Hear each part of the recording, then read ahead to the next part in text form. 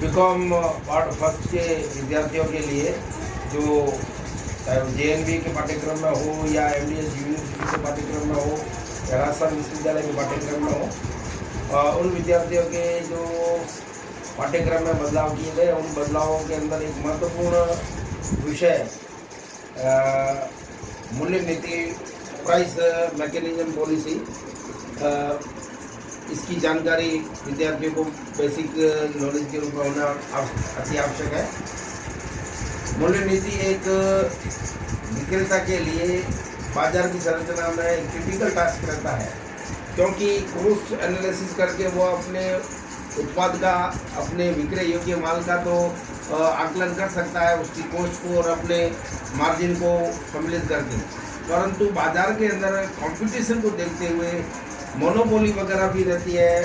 Perfect competition के हिसाब से भी थोड़ा सा उसको चलना पड़ता है, तो कंपटीशन को ध्यान में रखते हुए उसे एक मूल्य नीति के ऊपर बहुत सोच समझ करके निर्णय लेना पड़ता है। आज अपन मूल्य नीति के कुछ महत्वपूर्ण बिंदुओं के ऊपर चर्चा करेंगे। मैं मूल्य नीति के सीधे कंपोनेंट्स के ऊपर सबसे पहले चर्चा कर रहा हूँ। एक दाम वाली मूल्य नीति या इसे स्थायी मूल्य नीति कहते हैं। यह बहुत पॉलिटिकल मूल्य नीति होती है, जिन विक्रेताओं के अपने एक प्रकार से ये कह दीजिए कि ग्राहक बहुत ही स्थायी रूप से आते हैं और क्वालिटी के हिसाब से माल बेचते हैं। क्वालिटी के हिसाब से जो माल बेचते हैं, गुणवत्ता को ध्यान में रख करके माल बेचते हैं, उनको इस प्रकार की एक दाम वाली मूल्य नीति बनानी चाहिए। इससे ग्राहकों का विश्वास भी बनता है। ग्राहक सीधा ही उस विक्रेता के पास में जाता है और उसे ये मालूम है कि यहाँ पर क्वालिटी के अनुसार माल मिलेगा और उचित दाम पर और एक ही मूल्य नीति पर माल मिलेगा। किसी भी प्रकार की बार्गेनिंग नहीं है यहाँ पर। इसे कुल मिलाकर के स्थायी मूल्य नीति के रूप में भी पहचाना जा सकता है। दूसरी मूल्य नीति होती है लचीली मूल्य नीति। यह ग्राहकों को जिस प्रकार के उनके विक्रेता के साथ में संपर्क रहते हैं, उसको ध्यान में रख करके यह लचीली मूल्य नीति नाम से स्पष्ट है। लचीली मूल्य नीति, जिसको ये भी कहा जा सकता है कि जैसा ग्राहक होता है वैसा तिलक करके और उसके जो वह मूल्य वसूला जा सकता है। नित्य प्रतिदिन या स्थायी रूप से आने वाले ग्राहकों के लिए अलग मूल्य होता है। कैजुअल ग्राहकों के लिए, आकस्मिक रूप से आने वालों के लिए यह अलग रहता है, इसलिए इसको लचीली मूल्य नीति कहते हैं।